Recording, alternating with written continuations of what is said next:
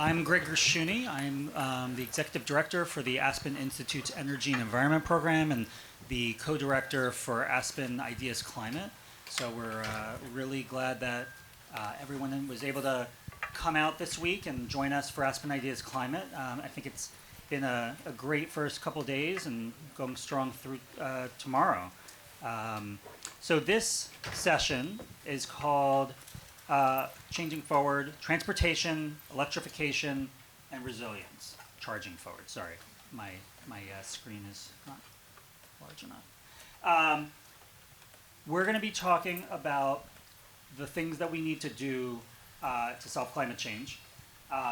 We're going to talk about some of the solutions, moving towards a carbon-free energy delivery system, clean air, getting people around, and for those times when the electricity, the power doesn't work, and how do we build resilience into the system. And so we're going to start off with a couple of minutes for each of our panelists to introduce themselves and to talk about the work that they do and how this applies to clean electricity, transportation, resilience, storage, and how we're thinking about that as a country. And so I want to first turn to Lynda Tran from the Department of Transportation. If you could give us your background and why you're here and what you're working on. Sure, happy to, and thanks, Greg, and thanks to the Aspen Institute for having us here and the whole host committee. I know there are some folks in the room. I'm Lynda Tran. I'm Senior Advisor to Secretary Pete Buttigieg, and I'm also the Director of Public Engagement for the department. You may or may not know that public engagement hasn't always been its own office. It's actually something new that we've brought in. We've had a public liaison, but this secretary in particular wanted to elevate this position to the office of the secretary because he knew that come hell or high water, we were going to have a ton of new programming. We were going to have some significant resources. We may not have predicted that we were going to have once in a lifetime resources as we do right now, but that in order to do things well, in order to build good things well, as he would say it, we would want to make sure that we were incorporating the voices and the lived experiences of the communities in which we would be rolling out these programs. So lo and behold, 2 years later, it turns out we do have that once in a generation investment. And my role is primarily about both, getting the word out about what the opportunities are, but also really listening to and hearing from different stakeholders, ranging from the elected leaders like the wonderful mayor here, he's sitting next to me, to private sector leaders, community organizations, and individual members of the public that we need to make sure that we're seeing their perspective. So this is also my second tour of duty at the department. I was there during the Obama administration when Ray LaHood was the secretary, and I just want to say what a remarkable transformation has been, how amazing it is to now be able to talk about climate and to see that it is infused into literally every single program that we have underway now. And, we really couldn't have imagined that during the Obama years. So it's great to be here. Thank you. Mayor Cantrell. Well, good afternoon. Latoya Cantrell, serving as the mayor of the city of New Orleans. So very glad to be here, glad to be with my Aspen family that's been connected to me really as a neighborhood leader. Not as an elected leader, but just to see how the relationship has evolved, especially around infrastructure and climate. And so in this position as mayor and with the additional resources, one in a lifetime resources coming from the federal government is something that we're just laser focused on. We have adopted our climate action plan, getting to net zero by 2050, partnering, of course, with many municipalities just across this country so that the U.S. shows up as it needs to show up. That, of course, is on focusing on green and blue and gray infrastructure, streets, roads, drainage, you name it, being at the forefront or on the front line of climate change. The city of New Orleans has really had to look at things in terms of adapting to change. It's not a matter of if, it is when. So thinking through not only transportation aspects, resilience, looking at resiliency districts where we're spending hundreds of millions of dollars implementing them throughout our city transportation. It touches literally everything when we talk about climate and resiliency and how we're preparing for it. But what I will also offer, and I know we're going to get to Q&A, But I will offer that we're seeing, one, the storms are coming faster. We no longer have the time, like hour 60 is when we would look towards in terms of evacuating and the like, but now they're coming and materializing at hour 15 and hour 12. We're also seeing that hurricanes are coming in the middle of still a heat advisory that we're experiencing, and then a tornado. And so I've now pushed my Homeland Security and Emergency Preparedness team that we're not just thinking about hurricanes now. We have to think about all aspects of it because we're living it every single day. So with that, I look forward to the discussion. Thank you. Those rapidly intensifying hurricanes are really something that's coming up quick that's really important to talk about. Paul, talk a little bit about your work and your company and how you're thinking about these issues. Thank you, Greg, and I'll say a quick thank you to the Aspen Institute for hosting this event and putting on such an amazing agenda here. And I'm honored to be up with so many esteemed colleagues and other presenters. So yeah, quickly, Moxion Power is a company we started about 3 years ago to basically rethink how energy is moved through society. We are developing and manufacturing very large mobile batteries. And the primary aim of these products is to replace the generator.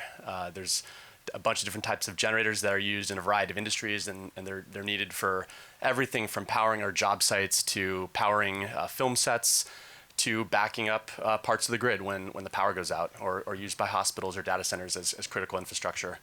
And we see the rapid pace of adoption of electric vehicles, of the electrification of everything, and the demands that that's putting on our grid, on our infrastructure. It is a once-in-a-lifetime opportunity. It's something that's desperately needed.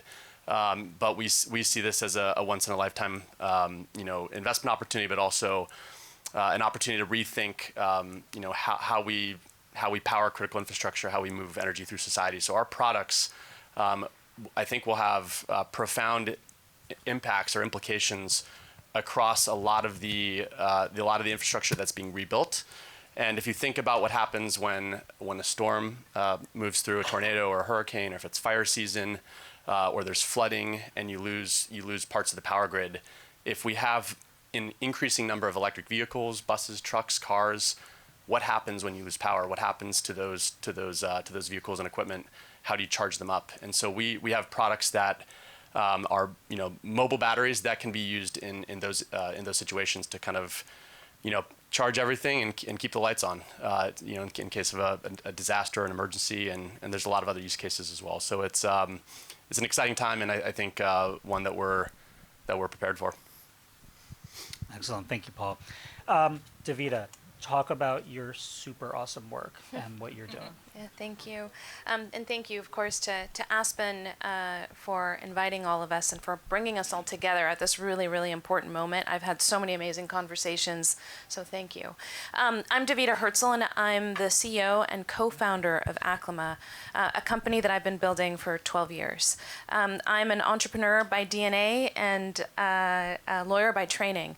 And the reason I started Aclima is that when it comes to climate change, when it comes to air pollution, we actually have very little information to understand at the source level where these emissions are coming from. And so in order to support really smart investments that target investments to really maximize emissions reductions, but also things like environmental justice, it's really important to have data and transparency. So Aclima measures all the criteria pollutants that are regulated by the EPA. We measure all greenhouse gases, including methane, and then we also measure toxics, and we do this block by block and at the scale of entire cities, entire states. The state of New York recently announced that they have adopted Aclima across the entire state to support implementation of the Climate Leadership and Community Protection Act. And the reason that that data is so important is that as they're deciding where to invest not only billions of dollars from the state, but billions in investment from the federal government, they have to have data to understand where they can really get the biggest bang for their buck, while also ensuring that they are meeting the needs of communities that have been left behind for way too long. And so because of historical redlining, communities are historically placed to major sources of emissions. And when we talk about transportation, there is so much happening under our noses that we don't fully see. But in the United States, communities of color are disproportionately exposed to pollution from transportation infrastructure, resulting in disproportionate health outcomes. So investing in climate change, making these kinds of investments are really an opportunity to not only increase long-term resilience, but also address this issue of equity and ensuring that there's fundamental access to clean air for everybody, while also improving our capacity to face climate change. Excellent. Thank you to all of our wonderful panelists. So Lynda, I want to start with you and ask you a question. So, one of the most exciting things that I get to do is talk to companies, especially companies that are building electric vehicles. And we're seeing, I live just outside Washington, D.C. You're seeing, many multiples more of EVs on the road every day. You're seeing EVs that are much more affordable, so you don't have to drop, 6 figures to get an EV. They're well within the range of a new car now. How do we make sure that people can get these EVs and can charge them, especially when they're doing kind of non-regular travel, road trips? How are we going to build that backbone for electric vehicle travel? Thank you, Greg. And I think what you're really talking about is how do we electrify that great American road trip? And how do we get people to feel comfortable about their ability to make sure they get the charge that they need in order to get where they want? Let me start just by saying that most of my responses today are probably going to center on the amount of money that we're putting out into the world, because that has been the life I've been living for the last year plus here. I think most folks know this, but one of the most exciting parts, at least personally for me, of the IIJA, the Infrastructure Investment and Jobs Act, is this National EV Charging Infrastructure Program. Overall, we're talking about $7.5 billion. Now, we recognize that that's a lot of money. We also recognize that it's not enough money. So what we're doing is making the most of the resources that we have to develop a baseline sense of confidence within Americans and to ensure that we're addressing this range anxiety that people have. The reality is that most people don't travel more than 12 miles a day. That's the average, right? But they want to make sure that they can travel 350 miles in a day if they so choose. And so keeping that in mind, the first $5 billion is our formula funding program. We're very proud that all 50 states, DC and Puerto Rico, all submitted plans in order to access these resources to make sure that we get to this vision the president has laid out of 500,000 chargers around the country. We are very soon, I keep using the word imminent, but I promise you it is imminent, also going to be announcing our notice of funding opportunity for an additional $2.5 billion, half of which will be towards corridor charging and half of which will be community charging. So the initial tranche, that $5 billion, is primarily going to be along what we're calling alternative fuel corridors. There's actually a whole transportation definition of that. I know Greg knows it very well. I won't get into the details here.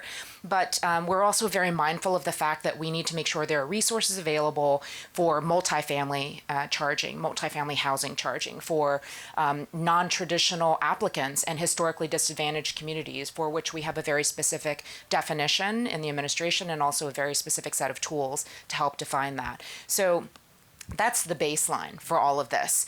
Greg, you also mentioned affordability being a factor, and so there are a whole host of different incentives and tax resources that will be available as well. But over the long haul, I have to say one of the most exciting things about this work is that we're putting in that $7.5 billion. There will be those tax incentives and rebates, but what we've seen is this dramatic investment from the private sector that is now following on because they've read the signals, they've seen the breadcrumbs that we're leaving for them, and they see the future that we're trying to achieve. So by my count, so far I've seen somewhere around $90 billion just since the passage of the IIJA from private sector who are building factories, they're onshoring their supply chains, and they are helping to get us there over the long haul. Yeah, no, it's been such a wave of action, especially on the EV front. Mayor Cantrell, I'm going to continue with the travel metaphor. You run a city where the rubber meets the road.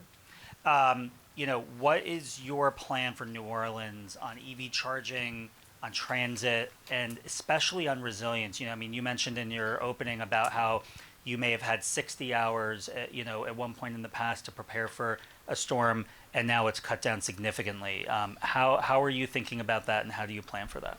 Oh man, thinking about it all day long and all night, I have to say. But as Lynda mentioned, just the enormous amount of money that is coming from the federal level, a lot of our work on the ground has been planning for it. And the good news is that we have been planning for it, particularly in the aftermath of Hurricane Katrina, but looking at electrifying the city is getting even more robust.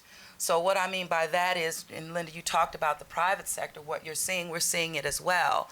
We had our utility, we did an EV pilot here recently where our utility Entergy partnered with the city, have a commitment of 30 charging stations and 25 charging stations in 30 different locations across the city.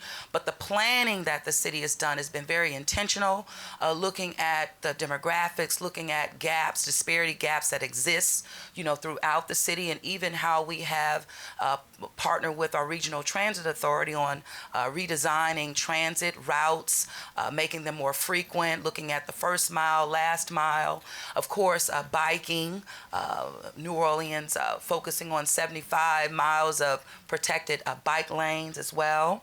Our city fleet is something that we are able to now invest in thanks to the direct allocation of the American Rescue Plan dollars. Have to get my plug in. It's very important because let me tell you, cities that get the direct allocation, we fought for it because we saw ourselves getting screwed by the state when money was redirected from the CARES Act dollar. But because of that money, Lynda, we just received this week 10 Chevy Bolts, about 15,000 of investment in terms of the dollar, but that is our way of demonstrating that we're doing it not only for ourselves but for our country, reducing those greenhouse gas emissions. Also, our regional transit authority, we're getting resources over $5 million to bring in electrifying our fleet. That's very important. When you think about a resiliency and evacuations, now we're even looking at post-storm evacuation because we just don't have the time on the front end. And so now there's a real opportunity for rail, light rail. It's definitely cheaper than air. We learned that from Hurricane Katrina. But again, rail is a way of connecting our region, connecting our various states, but our people to jobs, but also when it's time to get people out of harm's way. So we're having to think about it from soup to nuts, literally, at every level. And then when you mentioned the grid going out, we experienced that last year when we had our hurricane, the same day as Hurricane Katrina, but we lost power for 2 weeks, and it was in the middle of a heat advisory, and then followed by a tornado. And so now with the partnership with the Department of Energy, the city has been approved to go to the next round to submit an application with our utility provider to work on really shoring up the grid, more resiliency thinking in that regard. So it's so many different ways that we're being intentional, but it's going to have an impact on the city of New Orleans and Southeast Louisiana and the state, I would say, across the board. And Mayor, a quick follow-up. So the last time I saw you was at City Lab, which is where a whole bunch of mayors from around the world gather. Are there things that you're doing that you've shared with some of these other mayors, or things that other mayors are doing in their cities that you're thinking about bringing into New Orleans that work really well? Well, one of the things, we share everything. That's the power of our community, thinking not just locally or at the national level, but the global level. And serving with C40 mayors has just been vitally important. It has kept me going, I would say. Sharing best practices, learn environments, but it keeps us all focused in the midst of any challenges we may face on the local ground, because in some instances you do have to bring your people along, and sometimes kicking and screaming. But it's necessary because we, as leaders, we see the end goal, and we know that we want to protect, our environment, protect our people. And so sharing experiences, yes. So even in terms of how we used waste and how other cities use waste, I'm really wanting to learn from that to build in an energy component. When we think about renewable energy platforms, waste plays a role in that. And we collect a whole lot of trash, where I'm from. And it's a way that I'm trying to turn the map around for my people to see how, stop littering, but even when we do, how can we use that and make it work for us long term? Excellent, thank you. Paul, you have a very unique business model. Talk about how you deploy these portable batteries, and maybe give a couple situations where they might be applicable, whether it's extreme weather or other kind of events that you've experienced. Sure. So I guess just taking a step back, the business model that we have is very unique. We're both a vertically integrated manufacturing company that manufactures what we call mobile energy storage technology, very large batteries. So we design, engineer, and manufacture these products right here in the United States. So we have two factories, both in Richmond, California. We are truly embracing the idea of vertical integration almost to an extreme level, because we're also building a company a sister company that we call our energy services business. And this will be a business that specializes in renting this product out to certain customers. There will be a lot of customers that buy our products, and so there's a revenue stream from direct sales, so we're an OEM. But a lot of customers out there that today use generators are renting the product. The end users rent that machine. And so we see that as a really unique opportunity to rethink how energy is moved through society. So we'll be opening up physical locations, think kind of like a Sunbelt Rentals or United Rentals rental location. So physical location with a high power grid connection, charging infrastructure, solar panels. And then we'll deploy a fleet of our batteries at that location. And we'll have these locations in every major city across the United States. The traditional use cases for temporary power, think powering a construction site, powering a soundstage at a music festival, maybe a conference like this if you need to augment the power. So there's all these, kind of mission critical or normal applications for temporary power. And then on top of that, we see a tremendous opportunity as every corner of our economy basically is being electrified. There's going to be an additional need for mobile energy storage technology for disasters, for propping up parts of the grid during an emergency, responding to all different types of these kind of unique situations where you need to step in and kind of keep the lights on. So there's kind of this exciting business model that exists. It's been around forever. No one really thinks about it, but there's just also this kind of wave of opportunity that's happening, and we see a really interesting role for our products and our service to play in that new electrified economy. Thank you. Davida, you're measuring the needles in the haystack, but you're also measuring the haystacks across cities, block cities, states. How can that data help people, and how can it help policymakers kind of better make decisions on, how to deploy, especially all this federal funding that's kind of coming out of Washington right now, but also the regular, kind of economic development funding, transportation funding that states are putting in to, rebuild things. How can this data really help inform people? So one of the questions I most often get is, when you look at your data, Davida, what's most surprising? And I think what's surprising is just, if you could put on X-ray goggles and look out at an urban landscape or any landscape, the amount of sources of emissions are so significant, so varied, that that data, it's shocking. It's shocking that we walk through this, that we live in this, and that we really take it completely for granted because it's invisible. And not only are the sources of those emissions and that pollution invisible, but so are its impacts. And so that data, when you start to sort of, so what we do is we measure, like I said, we measure all of these different pollutants, but then we do big data analytics that help us understand, okay, when we see methane and ethane, that is a gas leak. When we see NO2 and black carbon and PM2.5, that is a hotspot of black carbon coming from diesel trucks, so we can actually see the hyperlocal diesel signature. And that data enables you to then target the solution, right? Every solution needs to be matched to the problem, and every problem needs to be matched to the solution. So it becomes this really amazing data-driven way to target dollars, to invest dollars across different kinds of programs.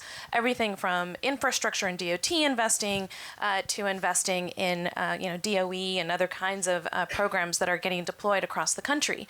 And I think the other thing that becomes really important for us, and I think is the federal mandate, is Justice 40, and ensuring that those investments are going to, that 40% of those investments are benefiting the communities that have been left behind. And so you have to understand that pollution in context with all these social and demographic factors. And what our data shows is that very often you see this layering of impacts. You'll see a layering of pollution burden. So, sources, I was going to mention, we're going to be mapping the entire petrochemical corridor from New Orleans all the way down to Port Arthur. So that's an area of the country often referred to by the local community as Cancer Alley, because there's so much pollution there and extremely high rates of cancer. Being able to actually diagnose, okay, what are all of the different sources, changes the conversation. We can now say where we need to invest and what we need to invest in order to really address those sources. So we're really excited about the role that our data can play in accelerating these investments, but also in ensuring that they're having the intended benefit at the end of the day. And Davida, is there how can researchers or academics, what's the use case there for accessing the data and being able to use it? So a few things. So we've made our historical data accessible. We have a research licensing program where we make it available to researchers for free. One of the researchers that did work on our data, with our data, is Dan Kamen, a very famous, well-known energy expert in the United States, who actually used our data, combined it with all of those environmental justice factors, and developed a framework for how you can invest in mobility and electrification to create multiple benefits, improved emissions reductions, long-term public health benefits, but then also improved mobility equity. So data becomes a really important way to drive investments, to take, frankly, a very complex number of factors into account in these decisions. Excellent. And so I want to continue with equity and Justice 40.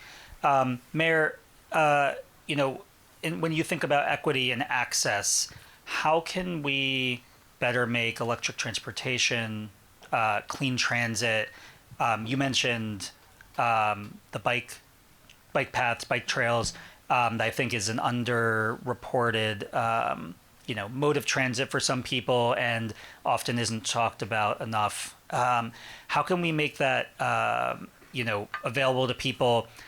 And on the EV front, for people that can't charge at home, who don't have a garage or a parking spot and park on the street or elsewhere, how can we make that available to them and think about equity in that way? Sure. Well, the only way is to meet people where they are and to engage them, because they're the world's greatest experts on where they live and how they need to maneuver throughout the day to get from point A, point B to C, when you're thinking about a family holistically.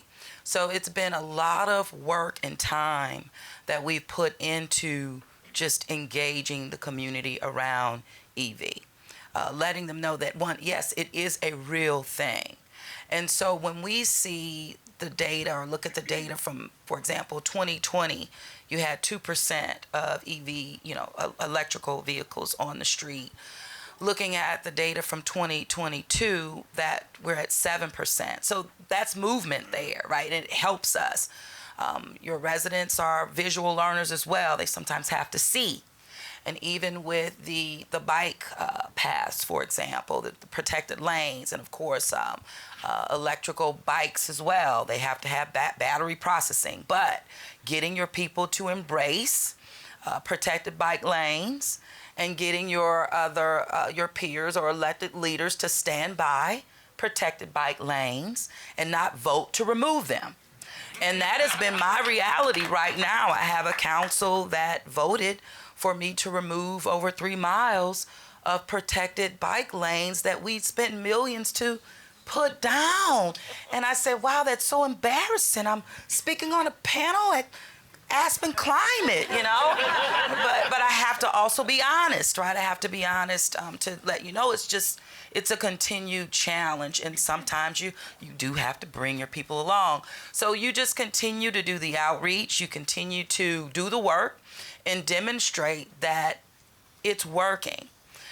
Even as relates to like resiliency districts, for example, where we have many throughout the city where we're holding millions of gallons of stormwater, where we're repurposing our canals and our neutral grounds and creating bioswales where they're holding these gallons of water and freeing it up from going into their drains. And you hear residents say, oh, we don't want that. But then when it rains and then they see the system actually working as a system, they then say, wow, I no longer have the flooding I used to have. Or you have a community that was well underwater after Hurricane Katrina, and you went to design, 95% design. It could hold 25 million gallons of water in your city park, only for the residents to say, we don't want it. Now you've gotten the money, over 20 million. It's holding 25 million gallons of water. You have the design at 95%. Your money is on deadline. And what do I have to do? Make a decision. We're not going to send the money back to the federal government because we need the money to keep coming. But I had to redirect those dollars, tying it to other resiliency projects in the city, because we have to keep it going. While I'm not abandoning the neighborhoods that said we don't want it, they can continue to plan. But again, I have to bring people along. And so this is just the pain points, I would say, that I experience in, being the leader of my city, to where you have to balance all schools of thought, but you also have to make the tough decisions to keep going. And sometimes you get it handed to you for that, but you keep going. So that's what I'm doing. Excellent, thank you. Mm-hmm. Lynda, thinking about Justice 40, thinking about all this money, Department of Transportation, I'm not sure when Secretary Buttigieg, was doing his hearings, he was thinking about having to put out billions and billions and billions of dollars, but that's the kind of role that he's in.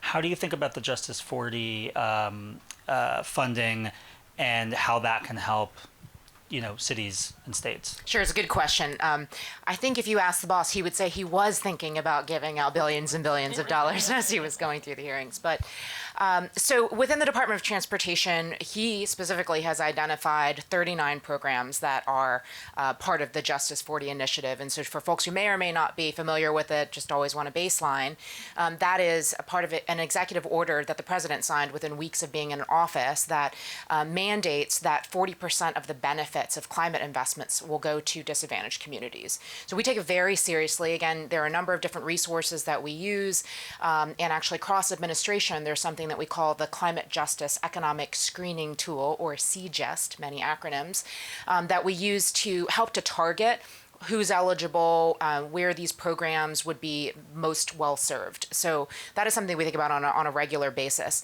The other thing that I think is really exciting and that people don't necessarily think about when they think about transportation and the $660 billion from IIJA, this $10 billion from the Inflation Reduction Act, which we haven't even talked about, on top of the ARP that the mayor mentioned, is that there's a climate component essentially to every single dollar practically. And that's part of what's so exciting, right? I mean, we have money that is very clearly dedicated. So one example is, you may have heard of the Protect program, which is $7.3 billion that is dedicated towards natural infrastructure.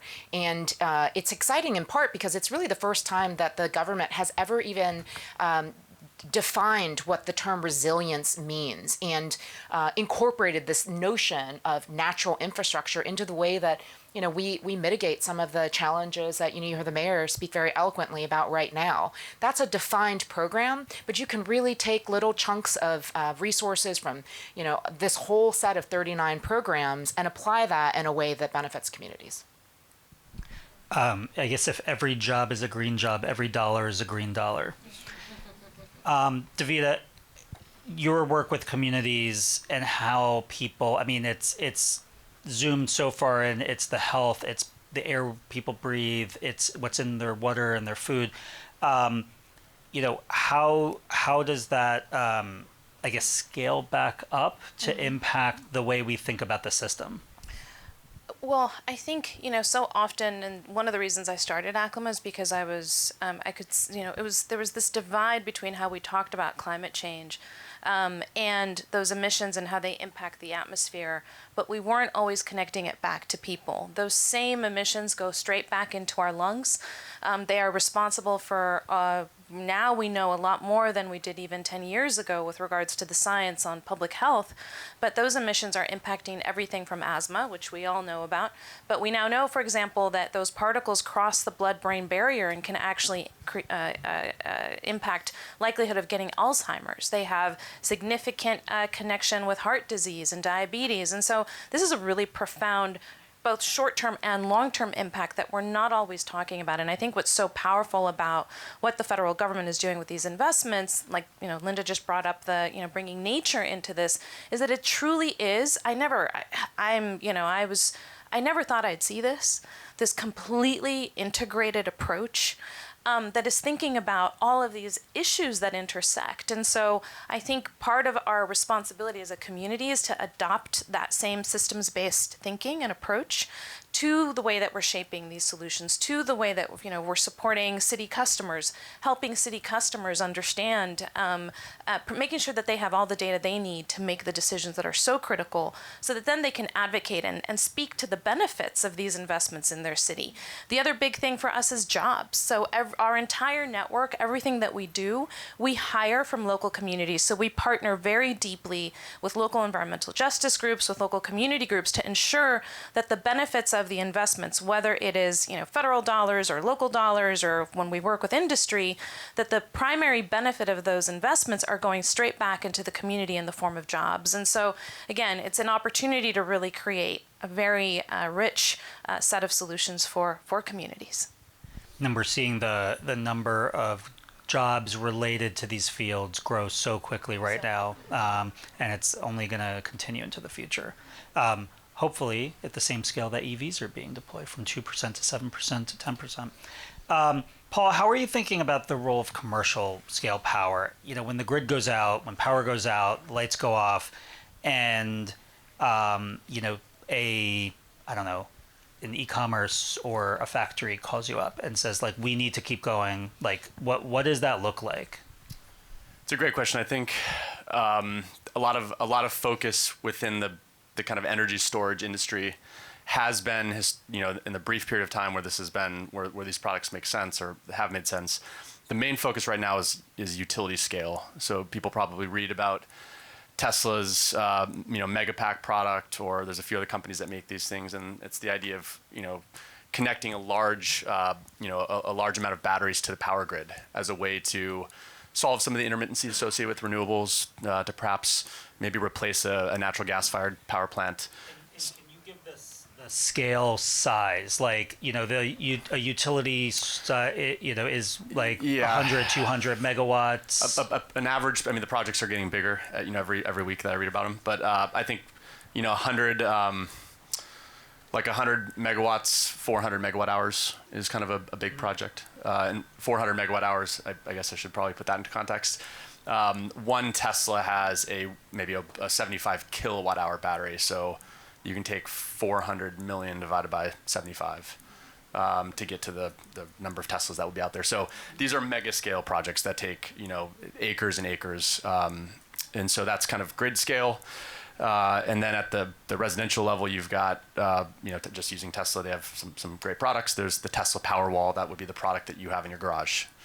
to back up your house if the power goes down. But what's been avoided to date has been the kind of commercial or industrial segment of the economy from an energy storage perspective. And there's a combination of factors that have caused that. But I think that will be a massive opportunity if you can solve some of the problems associated with these distribution channels, customer adoption, the regulatory incentives that are needed state by state to kind of to incentivize people to move that direction. Moxion's belief, my belief, is that commercial or an industrial scale storage, behind the meter storage, will be as common as the HVAC system that you have on every commercial building. So think every single piece of commercial real estate across the country, you will have a battery behind that building, sitting between the load and the grid, and providing multiple streams of value, both to the utility, in terms of better the ability to manage their grid better, and then as well as benefits to the customer. Backing up the operation if the power goes down, minimizing peak demand charges, which is a component of your utility bill. There's a number of things that the customer benefits from. But again, there are some challenges that need to be solved for wider adoption. But the industry, the commercial and industrial energy storage industry, is very nascent, but it's about to explode. And there are going to be a number of very meaningful benefits there. And so it's a little bit of an adjacent market for us at the moment. Our main product is kind of a mobile battery that's used for temporary power applications, but this is a market opportunity that we can move into pretty quickly. And we're designing some modifications to our core product that allows us to go after those opportunities. And I think there's just a huge benefit that we'll see by adopting storage at the commercial level. So I have one more question for each of you, and then I want to open up to questions from the audience. If the things that you're working on now kind of come to fruition, what does your space look like in 5 years, in 10 years? What are those successes? Davida, you want to start? Well, for us, I think having direct measurement data baked into, every major decision. And so I'll just give you an example. We were talking about existing power infrastructure. One of the things that our platform can do is actually identify the precise location of gas leaks. And we have 100% accuracy, and we can see them within five meters. Our data is showing that the utilities are missing anywhere between 60 to 70% of all methane leaks. And so imagine that they are running their system with data, continuously seeing what the state of those leaks are. Gas is a part of our energy mix. We need to better manage that leakage.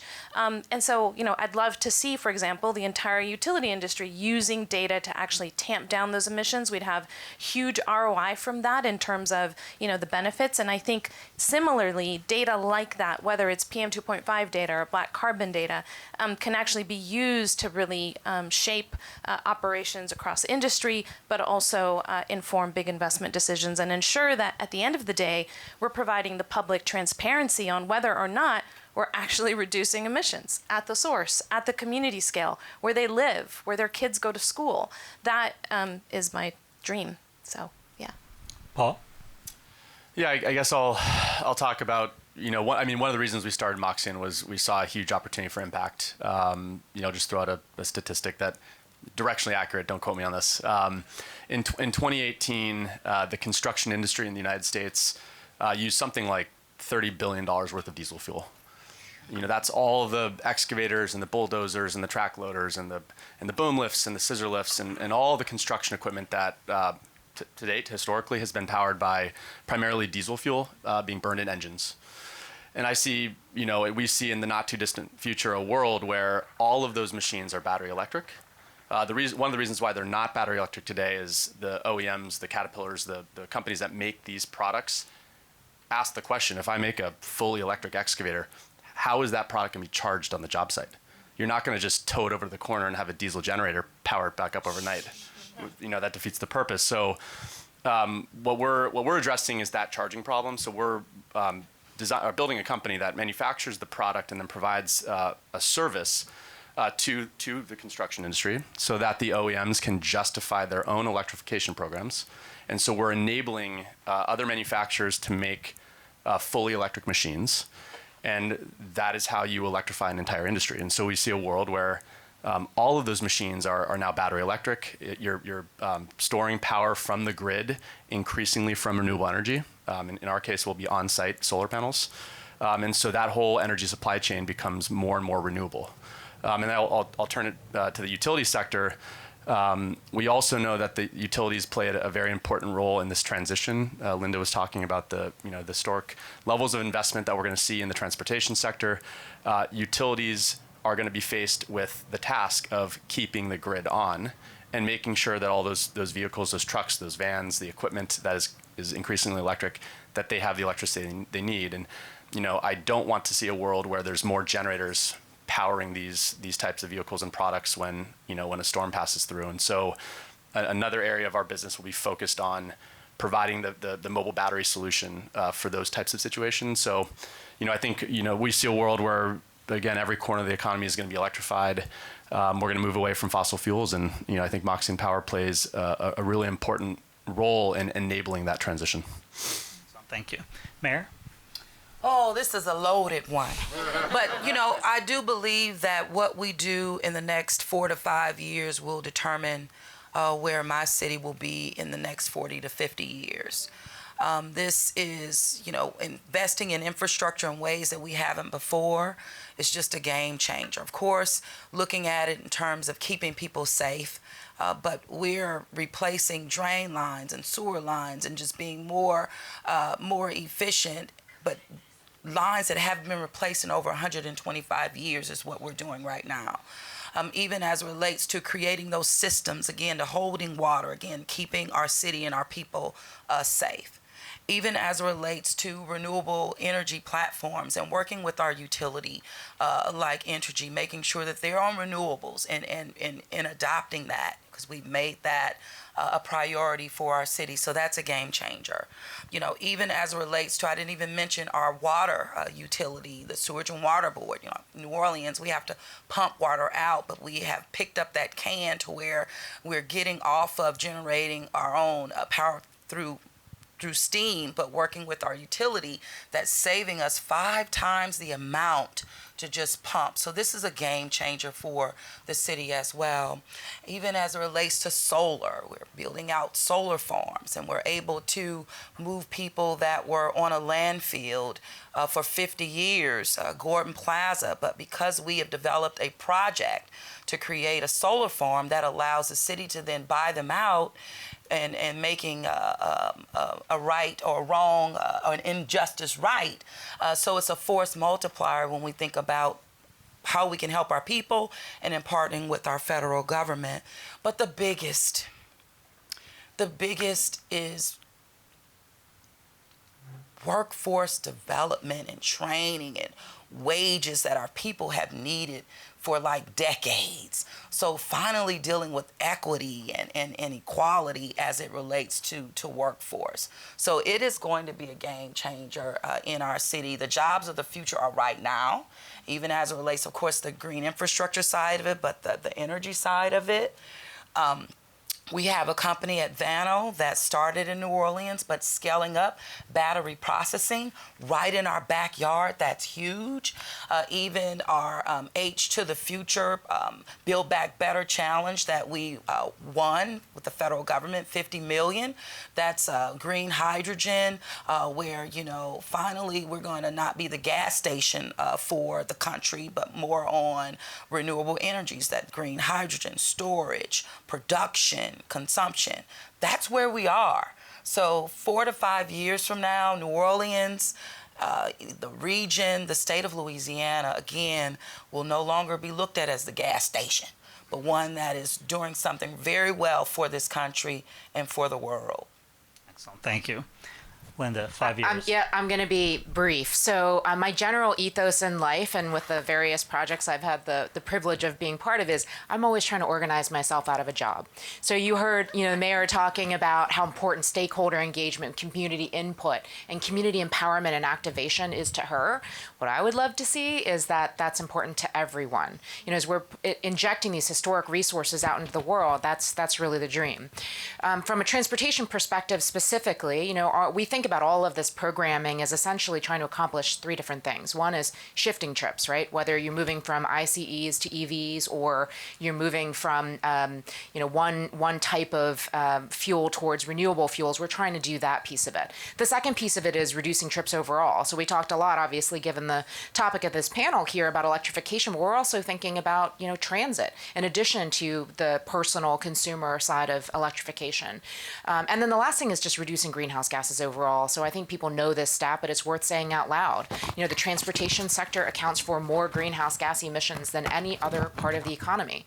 And it's part of the reason why this is so exciting, right? It's really the first time that we're eyes wide open about both the opportunity of the moment, but also the urgency. Greg and I were talking recently about how we need to create this managed panic, right? People need to understand that, yeah, there's a lot of good stuff going on, but if we don't make use of this moment and do the hard work that, all these, my fellow panelists up here are talking about, whether it's, innovating with new ideas or making sure the data are good. I mean, I saw Davida's team came to DOT, and I'm not supposed to endorse any products, but I will tell you, the dashboard was awesome. And where we were standing there was a big diesel truck that came next to us, and they were watching this little thing pop up. And, the fact that it's that dynamic and that you can see the impacts in real time just gives me a lot of hope for the future. And hopefully it's not 5 years from now. Hopefully it's 3 years from now.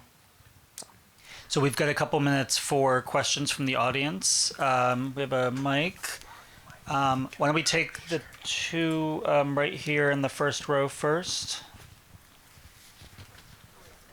And, just introduce yourself and if you have a question for a specific. Hi, yeah, my name's Janie, and I have a question for Paul.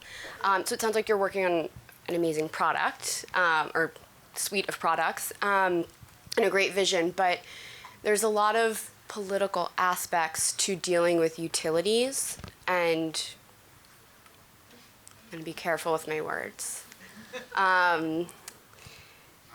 If there are any utilities that push against using any their sources, like non-utility sources of energy, how would your vision come to light? So let's take a second question and then we'll answer both of them at the Okay. same time. Hi there, Christian Fong with the Rocky Mountain Institute. I'm curious, how are you all designing infrastructure both at the project level, like EV charging stations and these mobile battery units, as well as more holistic projects like the City of New Orleans is undertaking? How are you designing those to be resilient against flooding and other extreme weather events that are becoming more frequent and severe? So let's start with Paul and then go to Mayor Cantrell. Thank you, Jamie. So I guess the first comment to that is the utilities are our friends. We are helping them move a very large percentage of the energy value chain away from fossil fuels, liquid fuels, to electricity. So just like we saw with some of the early incentive programs and early incentives that encouraged people to buy EVs, a lot of that was actually very supported by the utilities in those markets.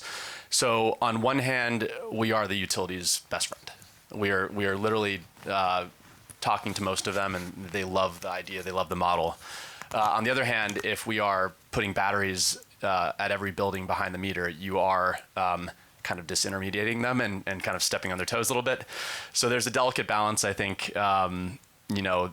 It's tricky to navigate. I think where there's a will, there's a way, and I think it's all about awareness and educating the policymakers so they know what's possible. And then I think the best products, the best way of doing things will eventually work out. And so I think that's where we'll just let everyone kind of see what's possible, and we'll find a way to make it work.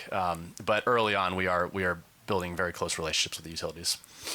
Mayor? So in regards to design, and how we're designing to be more resilient, it's like at every single level. We are spending over $2 billion right now, federal money, on joint infrastructure projects with our water utility and our Department of Public Works, but always looking through the lens of resilience. How are we holding water? What materials are we using?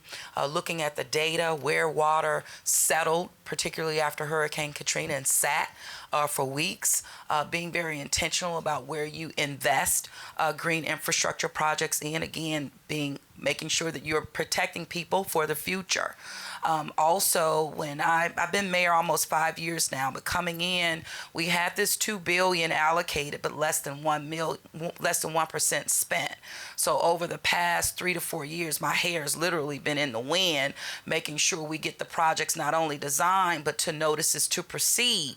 But what I also inherited were multiple projects that had been designed but not pushed, right, to notices to move forward. So you look at the time lapse in between. So those are designs that you have to go back and potentially redesign because the street may have sank since then because we're on top of water. But it's also another opportunity to look in there, redesign. But sometimes when you go in, it's like Jack in a box. You don't know what the hell is going to come out of there because you haven't been in there in over 125 years. But then also, you do want to embrace a dig once and look at other things that you can do. So this has created some pain points, I would say, for my residents because you're looking in there, and as you do, this is your opportunity to do it right, which sometimes takes a little bit longer, but it's necessary because when are we going to do this again? Not in our lifetime. And so I want to make sure that we use our federal funds wisely, that we are the example in the country, spending federal money now while we're proving that we can do it and waiting for additional IJA dollars and bipartisan dollars to flow. And from the federal government perspective, we clearly want to incentivize resiliency planning. And so that program that I mentioned a little bit earlier, the PROTECT program, that's $7.3 billion that is formula funding. There's also going to be another $1.4 billion that is discretionary, which means it's a competitive grant program that the secretary will ultimately decide who wins. But what we've built in, and people may not know this, but typically for federal grant programs, there's the federal contribution, which is usually around 80%, and then you have to have local match of around 20%. So for the PROTECT program, we very deliberately built in that, hey, if you guys do this, first of all, 2% annually needs to be for planning. So that's important. But then the second piece is that if you incorporate a resiliency planning process into your application, then we're going to take an additional haircut and we'll actually cover you up to 90%. And so then the local match ends up being 10%. So, all of this is intentionally designed. The IIJA itself is 103 programs, just that piece alone, and 46 of them are new. So what did we do? We took that responsibility very seriously. We wrote in these types of incentives. We wrote in the strong encouragement that there be stakeholder engagement, for example, across all of these different efforts. And, our hope is that this is the beginning. Yes, it's a once-in-a-generation investment, but we also know that typically if the money is used well and communities begin to rely on it, then we continue to fund. Check. See my plugs. We talked beforehand. So we have run out of time. I want everyone to thank our panelists for joining us today.